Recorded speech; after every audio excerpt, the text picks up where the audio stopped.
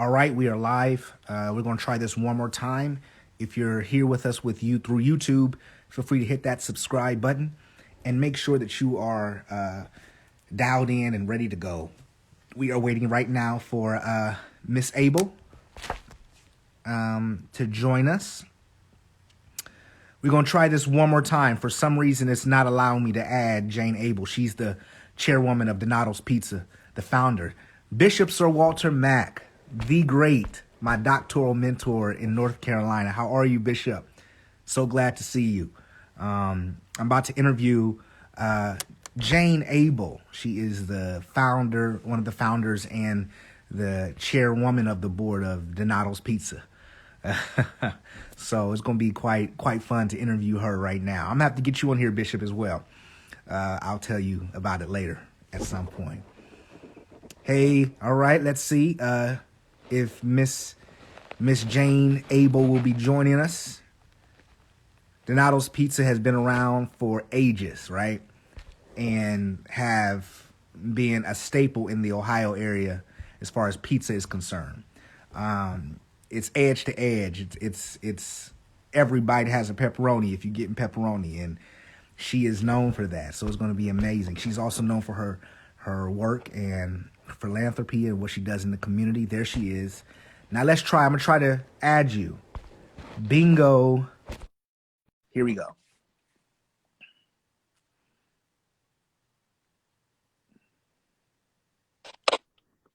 Hello. Hi. We got it to work. I was trying on my computer, but it didn't work, so I'm on my phone. Okay, that's cool. That's good. That's good. How's everything going? Pretty good. Pretty good. I have, it's been a busy day. Oh, really? Busy day. Yeah. It's a fun day, though. I just got done watching my grandchildren, which is a good thing. Yeah, grandchildren, right? Yeah, I have 3 of them. 3 of them. And you had all 3? I had all 3, yes. Oh, okay. I'm praying for your strength. Right? Well, they just left, so. Oh, okay. Strength here. Well, I want to say, first of all, thank you so much for joining today. And I really consider this an honor. You have no idea how impactful your name and your work and who you are have been to the Columbus area, especially my area. I mean, I've grown up in Columbus, so you've been somebody that a lot of us have looked up to. So I wanted to let you know, thank you for even taking a few minutes out of your time, out of your busy schedule, just to have a conversation with little old me. So, yeah, I'm author. Your movement, your ID movement is wonderful. The things that you're doing is very inspirational. You should be really proud. Thank you so much. That means the world coming from someone like you. That means amazing. So, you're everything to us. So we're excited to have you today. And lessons learned in quarantine is something that I came up with, and I just wanted to talk and have real good conversations with people that are inspirational, people that people look to, and just discuss whatever their heart is saying in this time, and talk about their upbringing and where they came from, and hopefully have really good, nice conversations that people can walk away from with some inspiration. Awesome. That's pretty much what it is. Yeah. So we're going to jump straight into it. Okay. You ready? I'm ready. All right. Okay. So straight out the gate, who is Jane Abel? Well, I am a first and foremost follower of the Lord. Come on now. I am a mother, Mm-hmm. a grandmother. Yeah. So I'm 3. I have a son and 2 daughters, and then I also have 3 stepboys. So we have a family of 6, and we're blended. Yeah. I honestly, I would say most of my life, I'm a pizza maker, turned passionate for really trying to help our community and lift us up out of poverty is kind of in the last several years where I've been focused a lot of my energy. Yeah. But that's, I guess, sums it up. Yeah, that's pretty awesome. So born and raised in Columbus? Oh, born and raised in Columbus. Yeah, my dad started Donato's. We grew up on the south side of Columbus. Yeah. Lived really right behind the very first restaurant. So yeah, my dad built a restaurant with, it's still the same one. So 57, 58 years later, he built a restaurant without a dining room. And so we lived literally right behind it. And every night when customers would come to pick up their pizza, he would say, "Go back and see Nancy and the kids." And so they did. So we had customers in our living room every single night. And I'll tell you, as a little girl, Yeah. I loved it. And there's pictures of our family room just full of customers. And Hmm. they just became our friends and our family, and they hung out with us, and it really created a sense of community. Hmm. And I applaud my mom so much because she always opened the door. I Wow. think today, right? Like she just opened the door and customers would come in and hang out with us. And so that's how we grew up. We grew up on the south side of Columbus, and still a really, really special place Yeah. to us. That's awesome. So you grew up, your father started Donato's, correct? Mhm. You love pizza. You're a pizza maker, right? Yep. And so how did he come up with just the idea concerning Donato's? Like everybody in our community now, I'm just gonna let you know, from little old me, everybody loves Donato's pizza, right? Donato's pizza was the pizza that when I was younger we couldn't quite get all the time, but everybody always wanted Donato's. So this is a treat for us, okay? So so tell me about like how did he even come up with the concept of Donato's pizza? Well, it's a fascinating story. He was actually 13 when he started working. He was a paper boy, and then he started a pizza place. Hmm. And he worked at a pizza place down on the south side of Columbus. And he worked for a couple different people. And at the age of 16, he had an opportunity to buy his very first pizza place.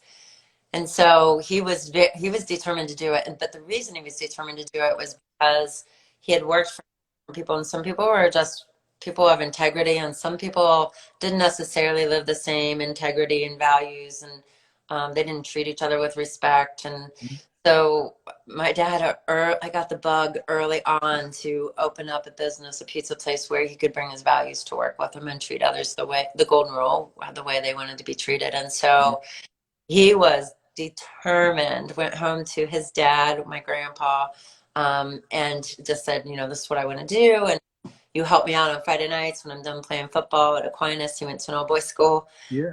I'll come in and I'll close. And my grandpa was like, no, you're not. Like, just a fad. You're just going to stay in school and you're going to go to college and you're going to stay focused and get your education. And Yeah. so Dad did stay in school. He went to Ohio State, and then when he was 18, he had the opportunity to buy another business. He was still working in the pizza place, Hmm. and Don Potts was selling his pizza. Probably some familiar names too, like Planks and Hmm.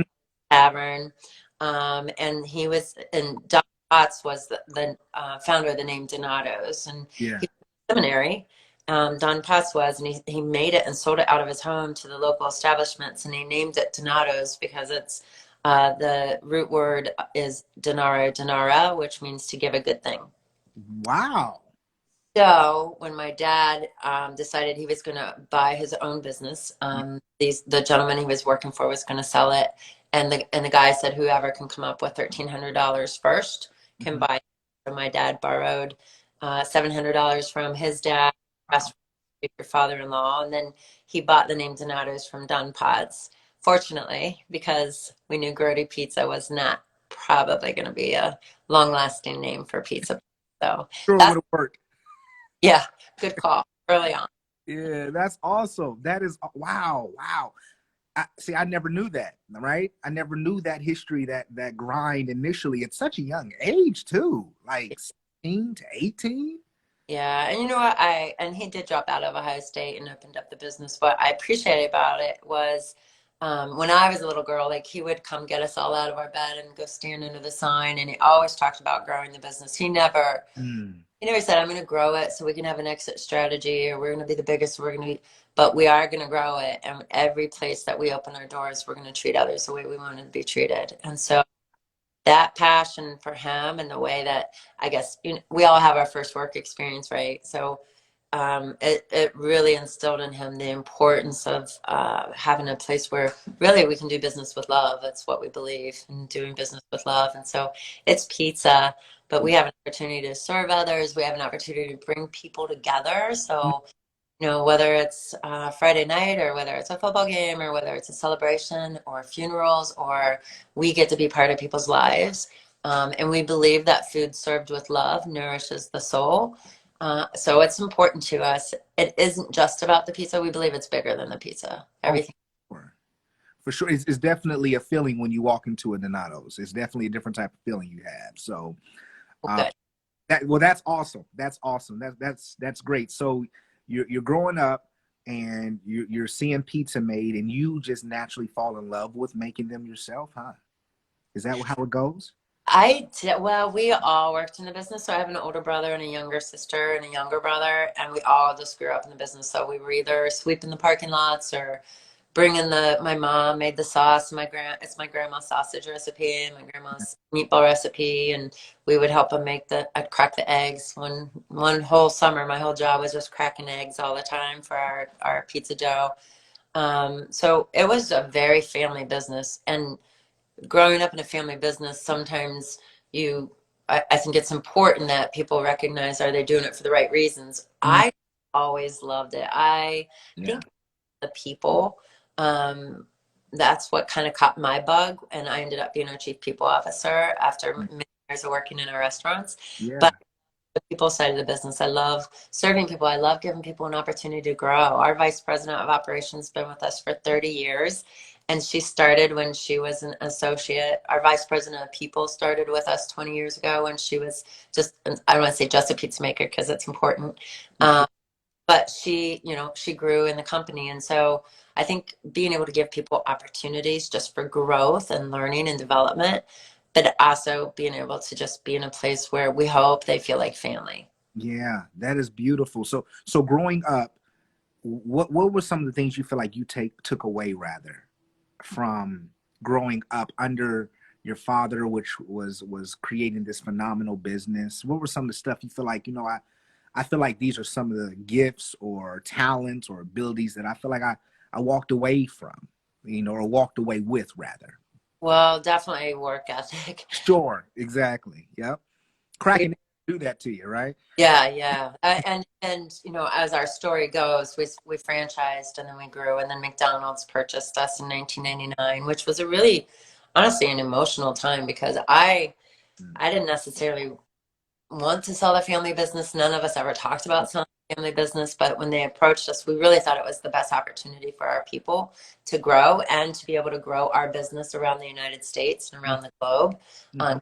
McDonald's is a pretty big company and they know what they're doing. And so it was an exciting opportunity, but at the same time, and emotionally, kind of just, kind of tugged at you because it's still our business. So we did that for 4 years, and that didn't go very well. McDonald's is a bad company, but and I wrote a book about it called The Missing Piece. Um, Yeah. we lost ourselves. We lost who we were during that time. I lost myself. I Mhm. lost my soul during that time, and just working in a really big company with really different people. And so their stock hit a historic low, and then we heard on the radio that they were going to sell it or close it. And so my dad walked in my office, and I was like my brother had left, my sister left, so it was just my dad and I left in the business. So I was like, we have to buy this company back, Dad. That we have a destiny, and we have to buy it back. And I have no idea how to buy our Yeah. company back from the world's largest restaurant company, but let's do it. Like I'll put a team of people together, but I need you because you're super smart and Mhm. everything because I don't have enough money. So he said, okay, and we did. My dad and I bought it back. Gosh, 2003 Yeah. and then started growing it again. So the other takeaway, so the work ethic would be the one, but the other one is just ever since I was a little girl, it was always about giving back. And every restaurant we opened up, whether it was giving back to the little league team or giving back to the school or giving back to the church or giving back to the neighborhood, Mhm. it was always about taking care of our community. We have a responsibility being in business to take care of not only our people but our community. And so I think that's probably what gave me the bug, to really try to do and work and do something different on the South Side with Reeb Avenue Center, if you're familiar with I, that. I do. I have a wrote here just in case we touch on it. I got some stuff written here on it. Yeah. So that, and I'm that person. I jump into things having no idea what I'm doing. Yeah. But when you surround yourself with really smart people that are passionate, Yeah. you accomplish great things. And I believe Mayor Michael Coleman had called my dad and said, you need to get down here. Like we need to lift this community up. You need to do something. Be a champion. Hmm. My dad called me and said, you need to help do something. You know, Yeah. I'm talent and treasure. He said, I got the treasure, but I need you to put some people around the table. And so Mayor Michael Coleman got Erica Clark to help kind of lead the initiative. I Mhm. called my friend Tierney Crane. We met every single week to try to figure out what we were going to do in the neighborhood. So we did a survey of 2,700 homes and asked people what they wanted, Wow. which was, I think, a really important part rather than, I don't know if you read Toxic Charity, but rather than us coming in and saying, here's what you need. Yeah. Yeah, so we learned a lot and we learned that that doesn't work. Yeah. Um, so when we did the survey, 5 things came back. It was affordable housing, health, education, workforce development, and safety were the Yeah. things that people needed, which is really Maslow's hierarchy of needs. Absolutely. And so then just many meetings later, the city went to work on the safety. My dad Mhm. and Ellie and Bob Weiler and Mhm. a group of people went to work on housing, and Reverend John Edgar from the South Side. Yes. He's awesome. Yes, he is. He is awesome. And he's been, I think when you do something like that, you have to have someone in the neighborhood that's an advocate. And he definitely is. That. And so we raised $12.5 million and renovated the school building, and it Mhm. has 13 different nonprofits inside the building, all dedicated just to help people either get a job or help them with education. But we also have House of Hope for drug and alcohol. We have St. Stephen's. We have Southeast Counseling for mental health. We have Mhm. House, which is my very favorite. I'm not allowed to say that, but Avasync is my we have Good One Industries. They teach SCNA certification training for nursing Yep. and coding, tech coding. We have Boys and Girls Club. Yeah. We have a learning center. We have an all you pay it forward cafe, Mhm. food bank. But it's truly one of my very favorite places to be. Wow. It I think when people can get up and close and personal like you do, like, and you see the need, Mhm. um, can't help but be an advocate and help be a voice and try to do something differently. That's right. Yeah, no, it definitely, you see the need, and my pastor, my mentor always tells me, find a need and meet it, and find a hurt and heal it, Uh, and that's really what ministry is. And so you're doing some amazing ministry work as well, and that's absolutely phenomenal, right? So I think you answered this, but what was the aha moment in Jane's life? Like mm, where things kind of clicked, because maybe my story is different, but I went down a completely different road. I was flunking out of college, flunking out of school. I It was all a bad situation, but it was something in my mind that clicked where I decided this is what I'm going to do for the rest of my life. What was the aha moment in your life? wow. I've probably had a few. A few, exactly. Yeah, yeah, yeah. I would say one aha moment was after we sold to McDonald's, and I was Mhm. um, really struggling with who I was becoming. And, in my family business, I could be who I was. I could be authentic. I could be myself. I didn't have to pretend to be someone else. I didn't have to put armor on to go to work. Yeah. And once we sold and we got a new CEO, and he taught me a lot. And he's since passed, but he did teach me a lot, and mostly out of fear. Yeah. Um, Yeah. so I started working for someone that I don't, I think if he could have fired me, he probably would have fired me.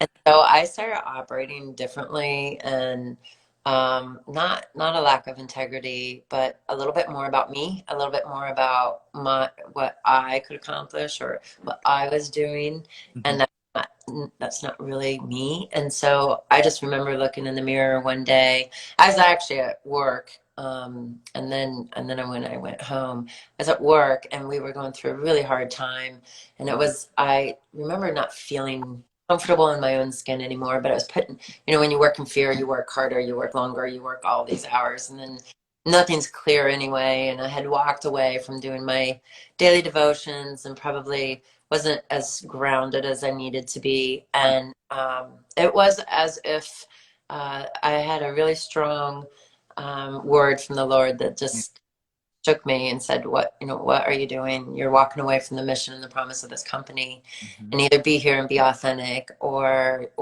go somewhere where you can be, which Yeah. was a really hard thing because it's still my family business. Even though my brother and sister and my mom had left, it felt family to me. And so when I woke up that next morning, I just remember looking in the mirror and not liking who I saw anymore. And I didn't want to be that person. So I just decided that I wasn't going to, and I needed to get back to my daily routine and my meditation and my prayer and be authentic about it. Cause sometimes you do it because you do it, right? Come on now, tell the truth.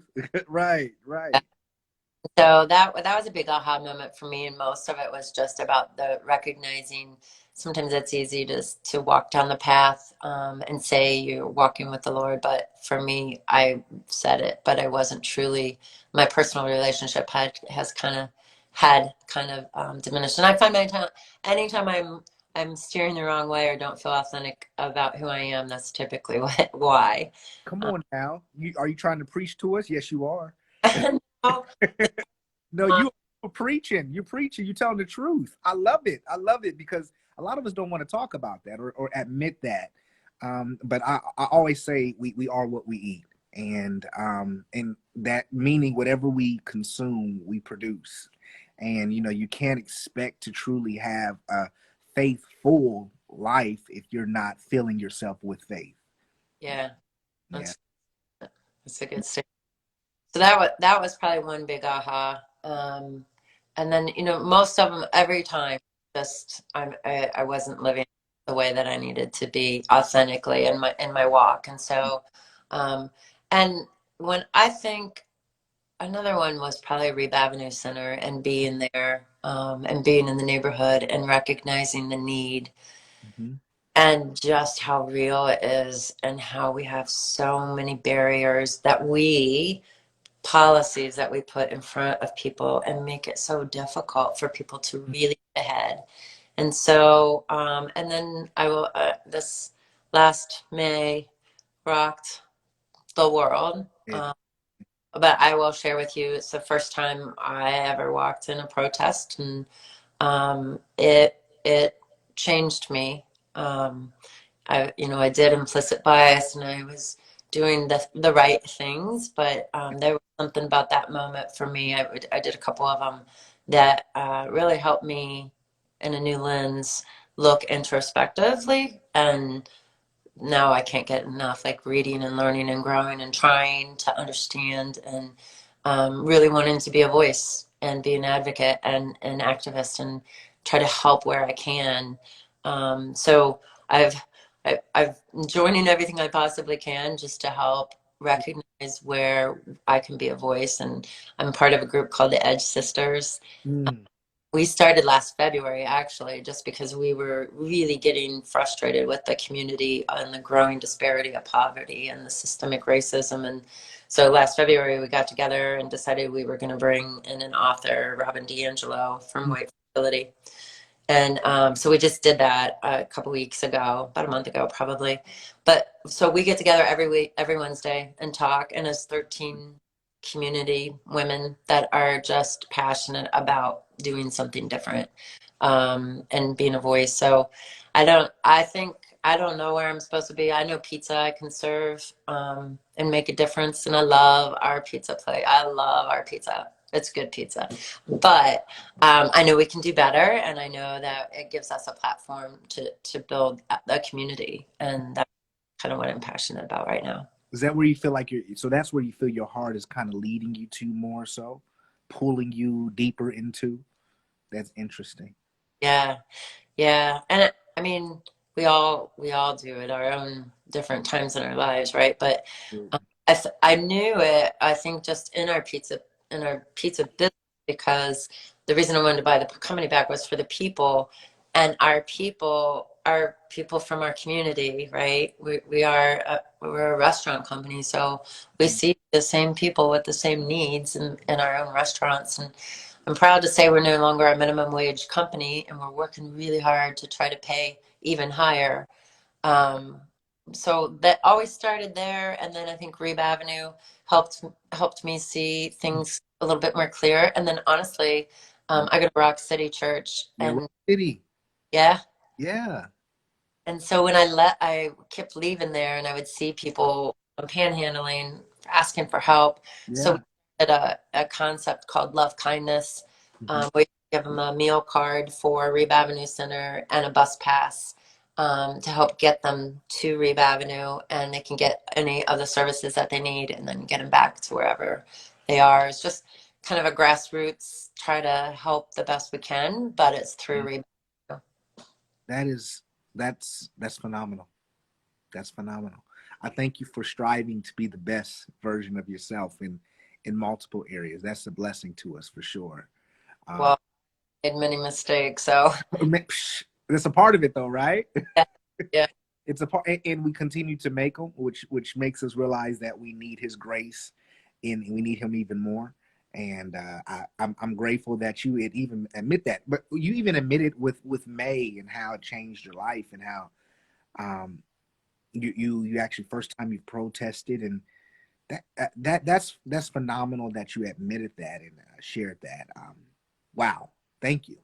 Well, I'm learning that I have to put myself in uncomfortable situations to learn, right? Yeah, And allow myself to be vulnerable. yeah, yeah, And that's been a journey, I think, especially probably during McDonald's is when it was like, oh, I have to be this person. And yeah, I'm just learning to be myself yeah. and learn to do the best I can. And so, the best thing we can do is be vulnerable and be real and be authentic and be ourselves. Absolutely. We're often searching for ourselves, right? To be the authentic version of ourselves, right? And being okay with that without the pressure of society, right? Right, right. And Yeah. yeah, but you get the social media. You said what? I said, and without all the social media I that, know, and I use a lot of it. But I try to use social media to really get my messages out, and whatever I feel the Holy Spirit is speaking to my heart, I definitely post. And I've been doing that since 2007. And I released a quote book, and that was filled with all original things that changed my life, and daily action steps to those, and just different types of things that I feel will really help people grow, provide inspiration, help them challenge themselves, challenge the fear inside of us, because fear makes us do a lot of crazy things. well, your posts, they are helpful. They're very inspirational. I have to get the quote book, but your posts alone and your quotes in your post are. Yeah, that's a blessing. That's a blessing. So 2020, and I don't want to take too much of your time, but 2020, um, what do you think that this has happened? How has 2020 shaped our world, like our business, our ministries? How's it shaped our priorities? How has it shaped us? What do you think? Well, I don't know. I'm not going to get political, so. No, not asking that one. But even with COVID and how it's impacted us, I know for me, one of the things that changed my mind is what I thought was important. I figured out is not important. Hmm. You know, um, I consider myself a very driven person, and it really became more about family for me this year, and raising my little baby girl, and really giving back to the ministry that I serve and pastor, and doing those types of things, and realizing that tomorrow's not promised to any of us. Right. That's kind of the things that it really taught me. So it kind of calmed me down. It felt like God kind of paused the world for a reason, you know. I agree. I agree. And it is interesting. I think for me as well, it slowed me down. I was so blessed. My youngest daughter came home from college and was quarantined here, not quarantined because she had to be, but couldn't Yeah, for sure. go. And my daughter, who just recently got married, was here. So I had an opportunity all summer to be here with them. Wow. Really, and they marched with me, by the way, too, which was super cool, but in a really different way, right? They're young adults and you don't get to do that every day, so I was blessed for that. It did slow me down. And it's interesting because I think about all the evenings and the events and the fundraisers, and Yeah. they're important, but how you can get so busy with life, Mm. your point, you lose perspective on what's really important. And so, a little different for us in the sense that our associates are considered essential workers. And so, I was still getting up and going to work every day, and our home office was open to the people that wanted to come in, but all our restaurants were still open. Wow. All of our associates continuing every day to work so hard. Yeah. What I have found, and it kind of makes me sad, and we're in 10 different states and 230 restaurants, is our customers are angrier. So there's this, it's right, it's like the whole world, I think people, it's affecting people with mental health, it's affecting people with addictions. And so while I think we're also blessed to be able to um, calm and be at peace, I Mhm. think also in that time is causing a lot of hostility. Absolutely. And that's sad. And our associates are just continue to serve, just Yeah. Because love is going to change the world. love is going to change the world. And as hard as it is sometimes, because love is not easy, and but that is what we have to do because that's what will change it. Yep. Yeah, Yes. I totally agree. Totally agree. Okay, so I'm this might be a last question for you. She's an extremely busy woman, everybody. So I'm gonna try to wrap this up for her. So I'm going to ask you a series of. Actually, I'm going to just throw out a series of names to you, and I want you to tell me what's the first thing that just comes to mind. Right? I know. Okay. I got you. I got Remember, I'm old. I might not remember names. So, you. Not. It might be things. It might be stuff like. okay. I'm not. I'm not. I got you. I'm not going to say anything crazy. I promise you. Okay. Pizza. Love. Love. Wow. Donato's. To do good. To do good. Jane. Mm. Um, I don't know what to say to that. I would, I think me, I love being a mom and I love being a grandma. My favorite. That's my favorite thing. Mm-hmm. One more time. Jane.